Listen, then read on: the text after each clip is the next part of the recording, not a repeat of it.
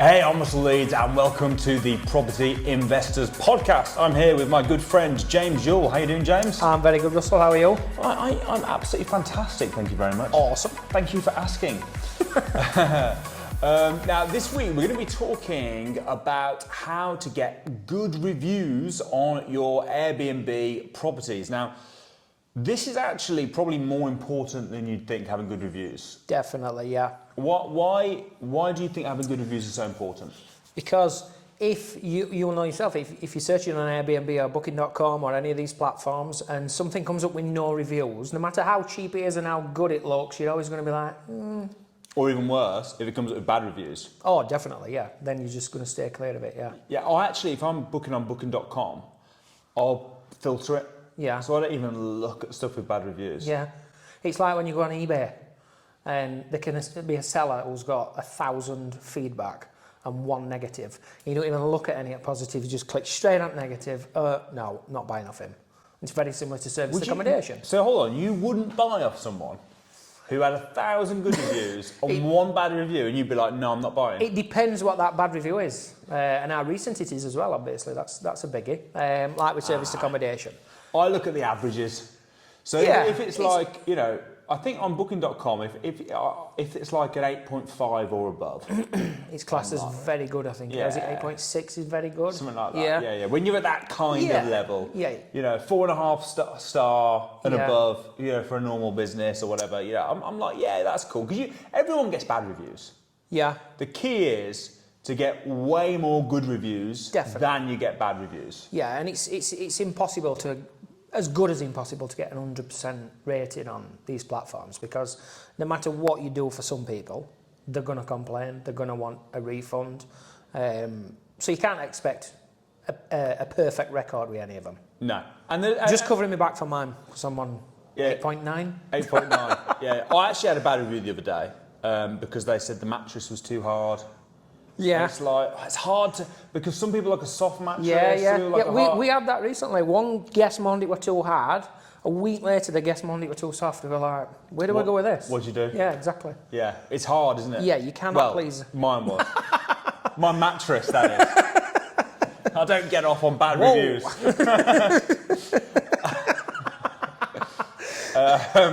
This is taking a sharp turn for the worst. Yeah. So yeah, you're always going to get some bad reviews. The key is you get loads of way more good reviews than bad reviews, which hopefully both of us do. But I did have a bad review the other day. It gave me a 2-star for that, and I was like, but then I get loads of good reviews, so it balances it out. Still got my super host status on as Airbnb. Of filming. On Airbnb as of filming, so we'll see. Anyway, they're easy to get. So we're going to go through some of the top tips. Thanks, James. That was my big moment there of, you know, I was very proud of that, and you just dashed it away. So we're going to go through some top tips on what you can do to make sure that your serviced accommodation properties keep getting good reviews. And literally, if you have a property with good reviews, not only will you have a much higher occupancy rate, you can actually charge a lot more as well.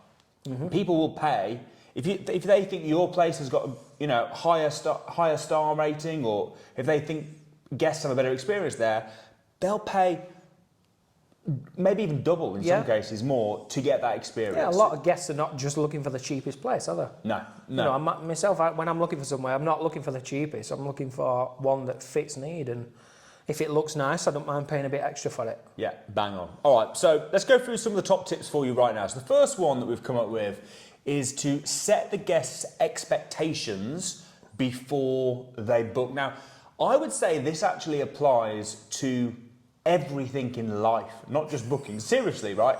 Everything is expectations. Yeah. So, like, if you go to a property and let's say it's not got a garden, if I think there is a garden and then I turn up and there's not, now I'm going to be disappointed. Mm. I did that when we first started with serviced accommodation. We got literally just a gravel drive at the back of the terraced house that we were essaying. Yeah. And I put in the listing that it got a garden, because technically it's got a garden. Straight away, bad review.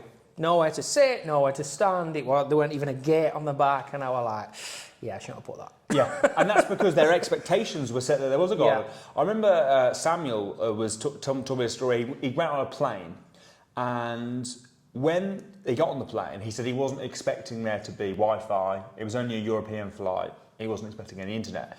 And they announced, oh, by the way, good news, on this flight, we've actually got internet for this journey. Suddenly, his expectations were, fantastic. Then, the internet didn't work, right? And people were moaning and kicking off. It's like, hold on a second. Yeah. You didn't even know that you had internet, right? Now that your expectations are there, all of a sudden. Yeah. So one of the mistakes I think a lot of people make, especially when they're new to the game, like you mentioned with the garden, you're trying to make it look as attractive as possible. Yes. Oh, what can we say is a... Over-promising. Yeah. Over-promising and then unfortunately under-delivering. Yeah. So you need to make sure that you're selling it well, but you're setting the expectations exactly how it is. Yeah, if it's a shithole, just tell them, because, you know, contractors and people, some people are happy just to pay 25, 30 quid a night and they're not expecting anything. And, you know, if there's a tea and coffee machine there, they're buzzing. So if it's not a nice place, just be honest with it. Yeah. And then, because you're going to drag the right guests in anyway. But likewise, if you say there's going to be tea and coffee and there isn't, you know, if you're relying on the cleaner, so just be really clear and set the expectations really clearly from the start, because nothing annoys people more. The fastest way to annoy someone is to set your expectations here and then under-deliver. Yeah. No one likes being over-promised. Yeah. So really important point. Number 2, communicate with guests quickly and clearly.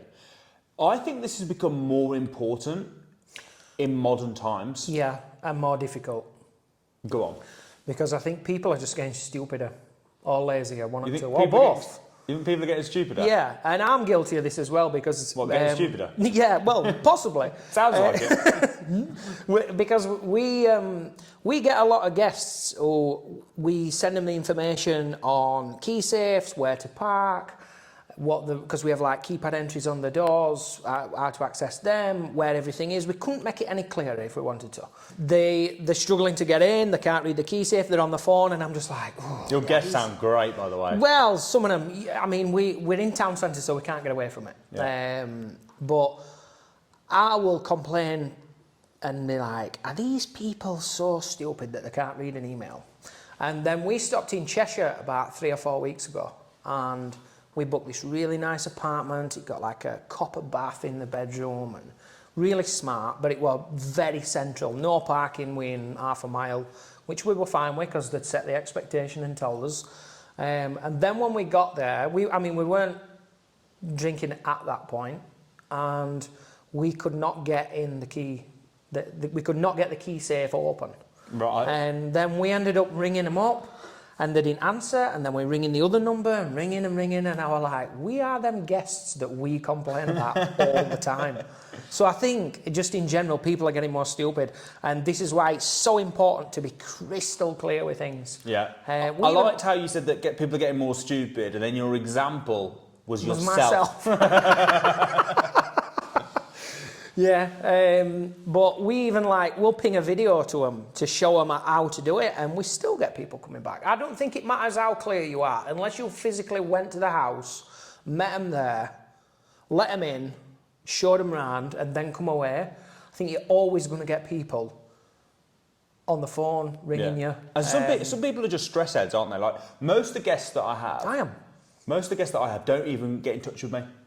Yeah. So literally, they will book, all the email communication, everything is all automatic. Yes, they'll receive it, they'll turn up, I don't hear a word, right? Yeah. They just sort it themselves. And then other people, I had someone who, probably a couple of years ago now, she booked on a year in advance, messaged me a few times. Who knows what they're doing in 12 months? I know. I messaged her back a few times, we had a bit of communication. Anyway, about a week before, I was actually on holiday, and she messaged in on Airbnb, and I probably should have been more on it, and I wasn't. I didn't check it. Well, you don't know holiday. I went on holiday. So a couple of days goes by, and then I get a text from the I can't remember who it was now. I'm Verbo or someone, but I got a text from them saying, "Oh, can you reach out to your client? She's trying to get in touch." I was like, "Oh." So I went on the messaging service, saw it, messaged her back. She was like, no, I was too stressed that it wasn't my place. I booked somewhere else now. I want my money back, full refunds. But And how long was she? Still a year in advance at this point? no, this was like 3 days now. Right, okay. Right, so I didn't hear from you. I was thinking, well, you would have got the automatic messages. You spoke to me before. I'm not going to cancel your booking and not say anything, right? Yeah. But so I thought, well, you know what? Like, I'd rather just give her her money back. Yeah. And this is probably another point, actually. Did she give a good review? She didn't give me a good review, but she also didn't give me a bad review. Do you know what I do? I said, I'll ping you your money back once you give me a good review. Oh, really? Yeah, like ransom. Because otherwise, you send them the money back, they're going to mourn anyway, aren't they? I don't know. I've never had them moan anyway. Have you not? So I had someone who the boiler broke while they were there. So it was in the winter, boiler broke, no hot water. They were only there for 2 days. I sent someone in straight away, but they're like, it's not really very good, is it? So I said to them, look, and I always think it's worth it, rather than just offering the money back. And I did this with the guy that left me a bad review about the bed as well, although he still left me a bad review. But I always say to them, first of all, you always sympathise. So they're moaning to you direct. Yeah. They want to be heard normally, right? So if they come to you and moan about it, oh, I'm not happy about this. And I always apologise. I'm really sorry to hear that. And you always agree with them. It's the same as in sales, right? Yeah. You always agree. You never want to get into an argument with them. No, it wasn't our fault. Because there's nothing more annoying as a customer when you say to go and complain about something and then they're defensive. Yeah. It just riles you up because it's like... And then there's no coming back, is there? No. You are getting a bad review. So if they ever, give me negative feedback, first of all, I always agree or at least understand. I'm really sorry to hear that. You're right. It should have been better. So even though it's admitting fault, which goes against a lot of the corporate teachings now, it's like, never admit wrong. I think it's good to admit wrong. Yeah. I think it softens it. So I always agree. Admit you were wrong if you were, or at least understand, totally understand where you're coming from. And then I always say, what can I do to make it right?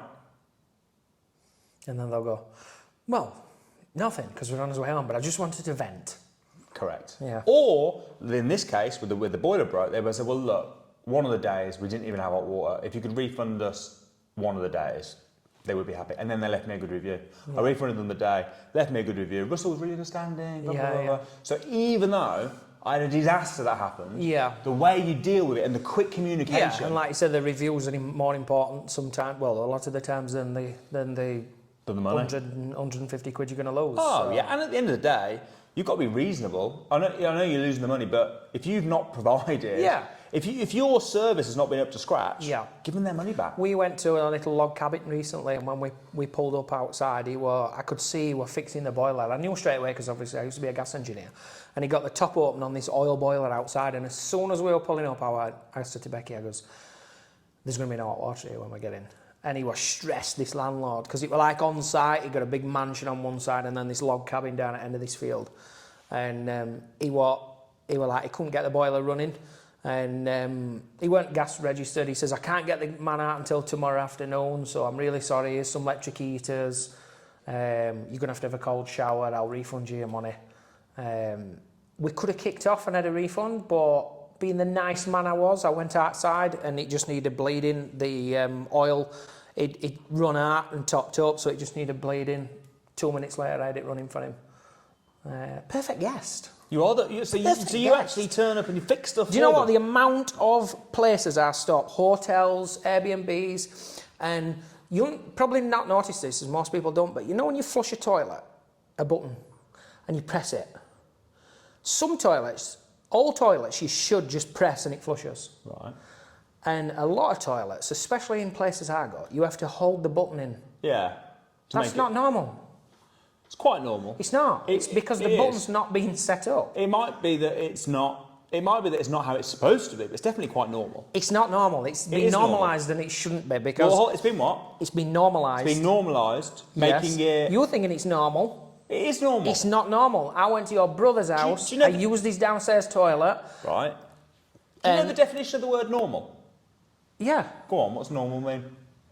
Well, I don't know the dictionary definition. Okay, what's your dictionary definition? Normal is, I'm guessing, what people just socially accept something as. It's a common occurrence. Yes. And is this thing a common occurrence? More common than it should be. So it is normal? It's not. It is normal. It's a fault. It might be a fault. It's a fault. It might be a fault. A fault is not normal. Of course it is. A fault shouldn't be there. It might not be correct, but it is normal. Yeah, but you can't just. Well, that's like saying if there's water pouring through the ceiling, it's a fault. It's normal. Yeah, but that isn't normal though, because you don't go around loads of houses and see water dripping through the ceiling. I think what we do see that is normal. Let's say leaves on the driveway. That's normal. That's normal. It should Might be slip and break your It knife. should be cleaned up. Yes, it should. Right, but it's still normal. Yeah, but what happens when somebody uses a toilet and they just press it and walk away? Because like me, they expect it to work properly. I'm not. And then there's something left in the toilet for you. Right. Anyway, what's the point? The point is, when I go around these hotels and Airbnbs and Booking.coms, I'm always checking. And when I go on holiday, I'm always taking the lid off. It takes 2 minutes just to set the button properly. Usually drop the plunger so it flushes. The landlord never even knows I've done it, but I just like to think that's my way of just helping society out a little bit. Did you do that to Samuel's Did toilet? it in Samuel's toilet? Yeah, I went around. As soon as I went in, I pressed it, and I'm like. So I took lid off, adjusted it, no charge. There you go. So now you know how to be a brilliant guest, 5-star guest. We don't want Fix the toilet. We want 5-star reviews, not 5-star guests. But yeah, if my guests were fixing the toilet, I'd be very happy with that. Yeah. So quick, clear communication. Do you stay on top? I find the channel manager helps quite a lot because you can communicate in one place. Do you find like Booking.com and Airbnb, well, particularly Booking.com, is a pain in the ass to log in? Yeah. To respond, even like it's so annoying. Even like things like they'll message you, I want to check in at 3 o'clock. You get the email through. Yeah. And you're like, okay, yes you can. Oh, now I've got to go through 2-factor authentication. Yeah. Just to literally go, confirm for free. Yes. All right, so communicate with guests quickly and clearly. Make sure you're on top of it. And also make sure that you have like a welcome pack of all the information. Yeah. I spent time. I always think it's worth staying in your own service accommodation units. Yeah, we've done that. Yeah, and then while you're there, put the manual together. And what that will also do is it will make you think, oh, we haven't got a tin opener. Oh, we haven't got a corkscrew. I don't think we've got a tin opener in our Have you house, not? actually, yeah. Well, I don't there you think go. we've got one in any. I've just saved you. Yeah, you have. You saved my toilet, I saved your tin opener. Right, so yeah, you need to be thinking this, and then put your manual together, your welcome pack together. Yeah, and I think that's always evolving as well. You know, things in the area change, so you need to keep on top of that. Plus, they get a bit tatty with guest use. So Yeah. I actually have got like a digital copy as well, so if they ever ask me a question, do you know sometimes these organised people ask you questions ahead of time, like, Where's the next taxi rank? what's the yeah? I just like copy and paste it from my manual, so it makes Yeah. it quicker. But yeah, good communication really, really helps. So make sure you do that. Next, keep your space clean, comfortable, and clutter-free. So this is about, I suppose, first of all, when you set it up, making sure you've got good quality beds. The last thing you want is a brilliant SA, uncomfortable bed. Yeah, that's what you remember, don't you? The bad night's sleep you had. Yeah. Yeah. Get a decent bed. Make sure the sofas are comfortable. Make sure that there's TV. I always set them up with Netflix and everything. I just use my SA account, which I've got a few. Are you allowed to do that? You're allowed a couple, aren't you? Don't know. I think they're trying to crack down on that. No, actually, thinking about it, I've got one per unit. Oh yeah, and a TV license on everyone as well. I actually do have a You've got TV. multiple TVs and I actually do have a TV license on everyone because that's quite cheap, isn't it? Yeah. And I don't want the BBC TV license guy knocking on the door as a guest there. No, TV license for 13 quid. Yeah, it's different where I am up north. They're not letting them in. Oh really? Yeah. No, they wouldn't mind. But I'm sorry, sir. Come on in. Let's find him. So keep it clean. I think a lot of this boils down to just making sure you've got a good cleaner. I'll tell you a good tip for this, and this also helps with reviews. I'm listening as well. because I am on my 5th cleaner. All right. Ask your cleaner after every clean to send you over A picture. some pictures. Never does it. She will never do it. We're on our 5th cleaner, and even this 5th cleaner will not do it. And I always say, just send me a picture because if they trash it Or a video. anything happens, and they're like, Just I walk forgot. around with a video. Yeah. This is it. Blah, blah. And do you know what? It's really useful. I had someone check in once, and they immediately moaned, "This place isn't clean." Blah blah blah. I said, "Oh, I'm really sorry to hear that." Of course, always agree. Yeah. Very sorry to hear that. That sounds terrible. Let me speak to the cleaning team. And then the cleaner was like, "Here's the pictures." It looked amazing. The whole place looked immaculate. So I messaged them back and said, "Could you send me over some pictures of what you're unhappy with? Because this is what the cleaners just sent me how they left it." And they were just like, "Don't forget it. Don't worry about it." What reveal like when they're done? Yeah, fine. Yeah. Yeah. We had it recently. We were only a couple of weeks ago actually, and the same came in. It's not being cleaned. I found an hair on the bed, and there's no towels. We were like, no towels. There's loads of towels. So we rung them up. They're like, yeah, it's not been cleaned. There's no towels. Definitely. I've looked round. Anyway, we sent cleaner out. She weren't happy. We've only just got this new cleaner as well. She was like, I've definitely put towels there. We're like, well, he's saying that they're not, so I don't know what's happened. And she went out, and because she'd rolled them up she'd rolled them up and put them on his pillow. Yeah. This is going back to our people again stupid. Okay. He didn't see them. And she came in and she was like, they're on your pillow there. And he was like, oh yeah, I'm sorry. And she was like, where's the where's the hair? Do you know what I said to the cleaner? Go on. I just said, if you'd sent me a video, Yeah. I could have said, Yeah. they're there on the pillow, and that would have saved you Yeah. going all the way out. Yeah, well, her fault. Her fault. Yeah. She didn't send you a video. Right. So yeah, really important to keep it clean. I actually think this is probably the most important one. I think if you get a good cleaner that keeps it clean, Yeah, you can get away with a lot of things, can't you? Yeah, if it's nice and clean. Yeah, it's I've one been thing to bad hotels, and if it's clean, you're like, well, At least it's clean. I ain't paid a lot and it's clean, it doesn't matter, does it? Exactly. Yeah. So next, number 4, add local touches where you can, from artwork, bath products, etc., just to make the place feel a bit like for example, we've got just Artwork? I'm come from Barnsley, me or so. yeah, but like A lump of coal. we see our place in Cambridge. So like in Cambridge, we've got like Yeah, the big one. yeah. So we've put like It's nice, Cambridgeshire pictures up, and Yeah. it makes it feel a bit more like, oh, this is quite quirky, this is Yeah. quite cool. We've done it in Lichfield, we're in the cathedral, we've got like the pictures of the cathedral around the Yeah. house, stuff like that. I think it adds a little bit of Yeah, definitely. Yeah, just that little bit of extra that makes it, feel like a better quality unit. we've got some pictures up in one of our serviced accommodation units, but they're quite erotic. Erotic pictures. Erotic pictures. See, I'm not sure I'd give that a good review, especially if I went with the But kids. we've set the expectation with that, they know exactly what they're coming to. Go on, what they're coming to. We've got one which is an adult playroom. So when you say they're coming to, that's quite the opposite word.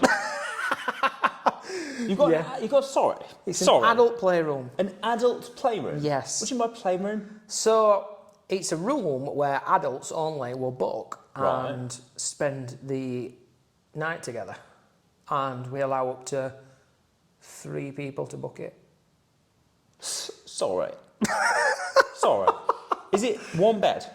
It's one large, is it queen size, one up from a king? Yeah. Is that queen or super king? Yeah, or something? queen. Yeah, next one up anyway. One large, so it'll fit 3 people in comfortably if needed. So you allow 3 people to book, Yeah. a large queen size Yeah. bed. The ceilings are mirrored. Okay. The wall, one of the walls is fully mirrored. Right. It's painted like an aubergine purple colour. And it's got a few little like whips and things. Nothing too unhygienic. So you put... Sorry, where is this? It's up in South Yorkshire. So you've got an SA. Yeah. Is this just like an apartment? Yep. So it's just one apartment on its own? Yep. Soundproofed. A soundproofed apartment? Never had a complaint from neighbours ever. Mate, this is crazy. Yeah. And Do you we charge more? Oh mate, we charge like nearly 3 times what the average nightly rate is. I don't think I'd want to do it. Don't think it's worth it. What do you mean? I'd rather have a normal place. Define normal. I'd rather have well, that is not normal, I tell you. I'd rather have a standard SA where Yes, people if came you on want holiday. vanilla SA, that's fine. We've got plenty of vanilla SAs. But this one, I mean, it's literally just decorated in a certain way with a few different bits of furniture in it. And we charge like triple the rate. Wow. And people Wow. pay it. And they give you good reviews. That one is actually his highest rating review of any of them. I think we're on about 9.2, 9.3 or something. Well, I suppose it's a different experience, isn't it? It's like, Yeah. it's a bit crazy. It's very crazy, yeah. Yeah, we get people booking How did you come up with this idea? So there were a program on Netflix called How to Build a Sex Room. Right, and being a bloke, as soon as you see the word sex on the telly, you're like, what's that? So anyway, me and Becky, we started watching it. I'm thinking, we might get a sex room in our house. And then she was like, I've had a great idea. I was like, oh, here we go. She says, why don't we convert one at service accommodations into this? And I was like, what do you mean? And then anyway, she run an idea by me. I was like, this could work. And it does work very well. So yeah, we got some erotic art in there as well. And So not local art? not local art. Well, there might be local, I don't know, but Wow. yeah, it does well. Fair enough. That is crazy, but yeah. So if you want to get 3 times your bookings, this is how you do it. And then finally, give guests the experience you'd like to have if you were staying in their place. Yeah, well, I suppose it depends on the place, doesn't it? Yeah. But yeah, it's. I mean, like you say, you've got to try it out as well, haven't you? Yourself. Well, I think I'd leave your one.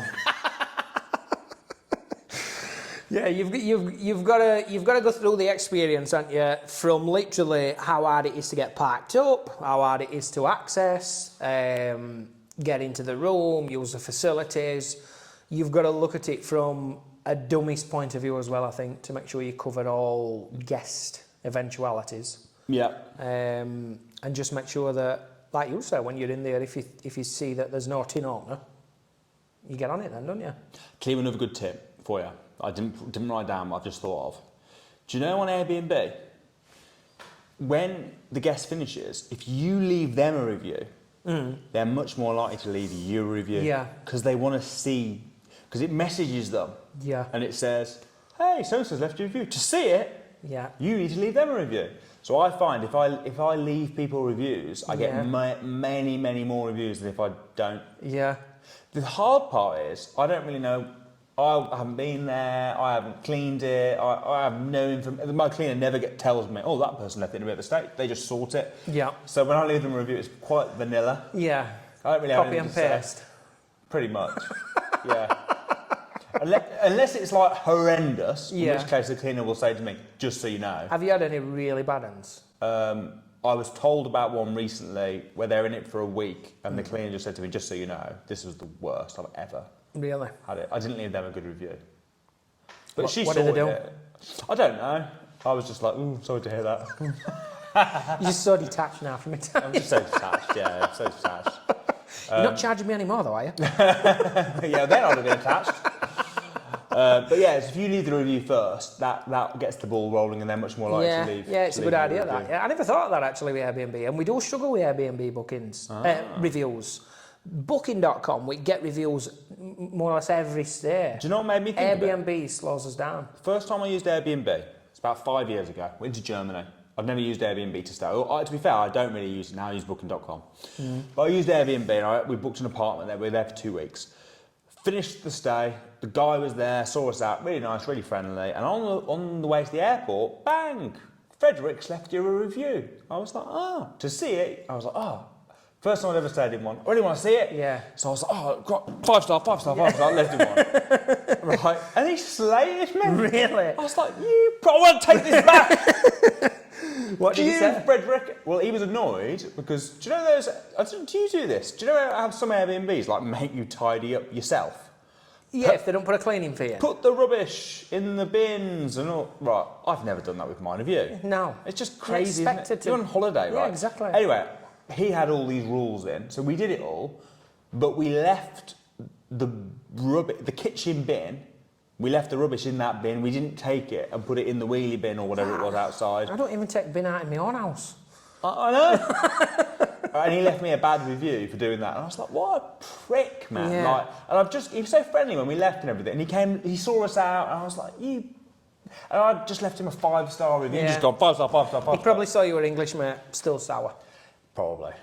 That's probably. I'll keep telling myself that. That's probably it. So let's just quickly recap then some of the best things that you can do to make sure you get 5 star reviews. So number 1, really important, you set the guests' expectations before they book. Number 2, communicate with the guests quickly and efficiently and politely and always understand them. Number 3, keep it clean and comfortable. Number 4, add local touches where you can. Number 5, give them the experience that you would like to have, which James has fully taken on board. And number 6, if using Airbnb, leave them a review first, and that should encourage them to leave you a review. And if you do this and get good reviews in, promise you this, not only will your occupancy rate go up, but also you'll be able to charge a lot more as well. Hope you guys have found that useful. I've been Russell Leeds. And I've been James. And we'll see you next week.